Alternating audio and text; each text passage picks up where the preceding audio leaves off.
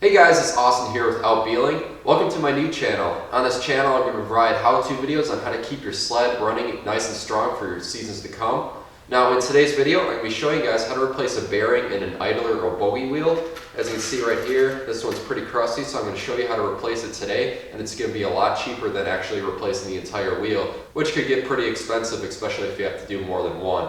Now, I'm going to post links in the description below on where you can find all the parts that I'm using today. I'm going to be referring to the exact parts off of my Snowmobile right here, which is a 98 Arctic Cat ZR600 EFI. But all around, Bogie and idler wheels are pretty universal across a lot of models and even brands. So let's get started and replace this bearing. Alright, so the type of wheels that I have on my Arctic Cat ZR600, I basically have the 5.5 inch wheels, and then I also have the 6.5 inch ones, like this one right here, that are on the rear axle. And these take all the same bearings. I basically got a pack of 10 off of Amazon. They come in this little container right here, and it was only about 25 bucks. So about $2.50 each. You can get these bearings in bulk, and they're actually a lot cheaper than if you were to buy them on like Arctic Cat Parts House or Babbitts.com. They probably want a little bit more. But if you buy it in bulk like this, they're pretty cheap, and you can replace all your bearings and all your wheels.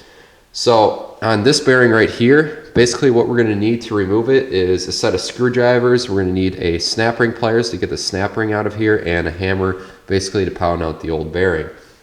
As you can see here, the insert is actually broken off of this because this had bearing failure, as you can hear, and it put a lot of stress on these plastic inserts, which look like this. On one side it's a little bit smaller, the other side's a little bit bigger with a 2-inch outer diameter, and they fit inside this 5/8 right here. As far as the bearing, the part number on this one is 6205-2RS, and the physical dimensions of it are going to be 25 by 52 by 15 millimeters. So that's the size you're going to need for these size idler wheels. Now again, with the cost difference, instead of replacing the whole wheel, if you can salvage this one, as you can see, I'm just going to use this for demonstration purposes because it is chewed up a pretty good bit. But if you were to buy a new wheel, just if you need the bearing inside, this costs about 30 bucks. Now, they do have the inserts and bearing all inside there, which is nice, so you don't have to worry about putting a new bearing in if you just plan to buy the wheel. But it really is a lot cheaper just to replace the bearing if you can. So for getting started, if you still have your plastic inserts, it's actually pretty easy to knock these out. Since these have two halves, they come together and they have a gap right in the middle of the bore right here. So an easy way to take that out is just to take a screwdriver, and you can set it over a hard surface or a vise that has two sides to it, so that way it should fall straight down. And all you got to do for that is just take it on one side, take a hammer, pop it on one side, and work it out back and forth. That way it doesn't bind up in there. They are pretty easy to come out. So I'm just going to show that on whatever's left on this plastic insert right here. Basically broke off the outer piece, but I'm just going to take a screwdriver or any sort of punch and pound it out.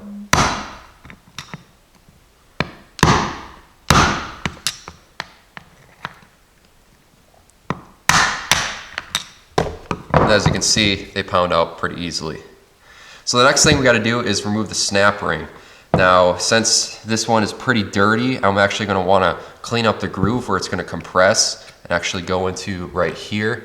So I'm just going to take a little screwdriver, and I'm going to try and get all that crap out of that gap there. That way we don't put too much stress on our snap ring plier, and that way it should come out a lot easier. Now the next thing I want to do is break the bond with the snap ring and the wheel. So I'm basically just going to turn it in its slot right now, just kind of break it free with a hammer. You can do this in a vise, or if you can hold it still, you should be able to spin it.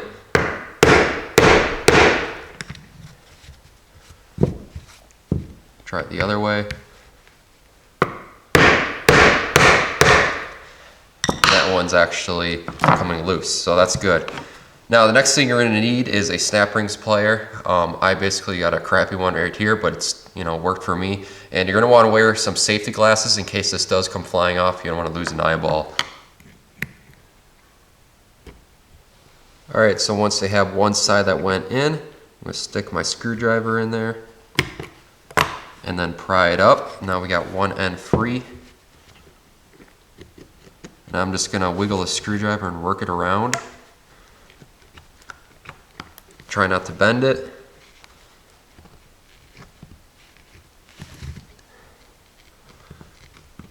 And once you're about halfway,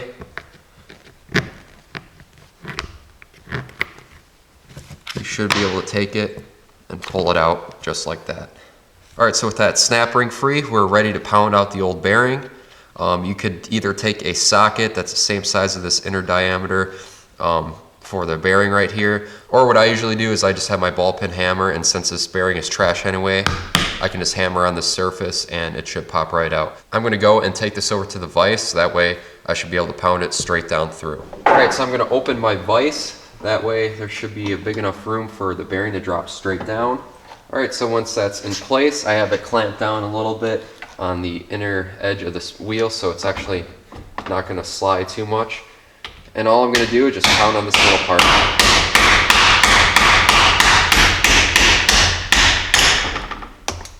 Be careful not to swish your fingers, but there we have our old bearing. The old seal kind of just popped off, but you can see how rusty and crusty it is inside that old bearing. Now before I pound in the new bearing, I'm actually going to go and clean this up. That way the new one should slide in a lot easier. Alright, so to clean this wheel up, I actually like to go in this little groove where the snap ring is and take a screwdriver and just kind of clear all the gunk out of there. And that way our snap ring should be able to fit in there nicely without any problems and hold that bearing in place.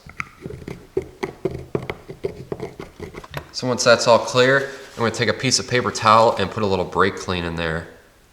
And now I'm just going to go on the inside and clean it all out with all that rust and crap in there.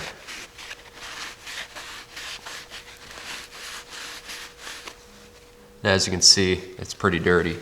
Alright, so once we have that hole all cleaned out, we can go and take our new bearing and get ready to pound it in. Alright, so when pressing in the new bearing, there's a few ways you can do it. These are pretty easy to get in compared to automotive stuff that's inside of a metal sleeve. This is inside of rubber or plastic, so it's actually pretty easy. What I'm going to do today is actually just press it in with the vise as far as it can go, and it should help it get started when everything is aligned straight. Alright, it moves nicely in there, and it still has to go a little bit further, and since these are pretty easy, all I'm going to do is just take a piece of wood so I don't damage that and push it down with my body weight. And then it pops right into place, and you know it went as far as it needs to go as long as you can see that little ring where the snap ring is going to go, and it should lock that all in place. Alright, so I went and also cleaned up the snap ring, got all the crap that's out of these holes. That way we should have good contact with our snap ring pliers. And I'm just going to set this right here, make sure to wear safety glasses so that way it doesn't come flying out at you. Just going to compress it, push it into place. Now don't be worried if it doesn't go in all the way. That's what we got screwdrivers for. You might need to give it a little tap so that way it falls into the groove.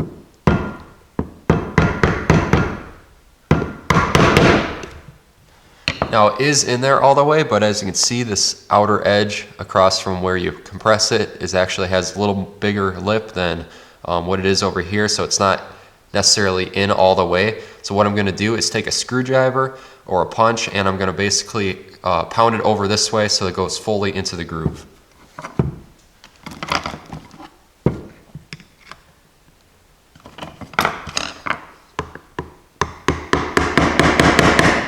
And just like that, our snap ring is fully seated and our bearing's in place. Now the last thing you got to do, depending on which wheel you have, is to put on your inserts.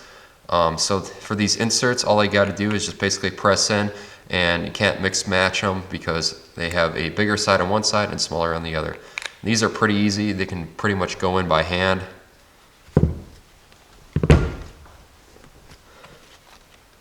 And then the other side, just like this. And if you need to, just give it a little body weight and they should snap right in. And there we go. That's all there is to it.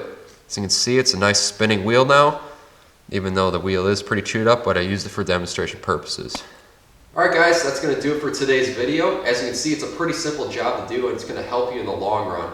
You know, over time, especially this sled that's 22 years old, the bearings, you know, they start to fail. once you have a lot of miles and just age with it, because the grease inside the bearings starts to get all nasty and gritty, especially if it's been exposed to water and rust starts to build up and everything. So it's going to save you a lot of money as long as your wheels are in good shape. All you got to do is just replace the bearings and you're pretty much set to go. So if you like this video, make sure to like and subscribe to the Outwheeling YouTube channel. And if you have any questions or comments, make sure to post them below and I'll be happy to answer. And if you guys are interested in Jeeps and automotive how-to repair videos, make sure to check out my other channel, Out Jeeping, and I'll post a link in the description below on where you can find that. So until next time, I'll see you guys in the next video.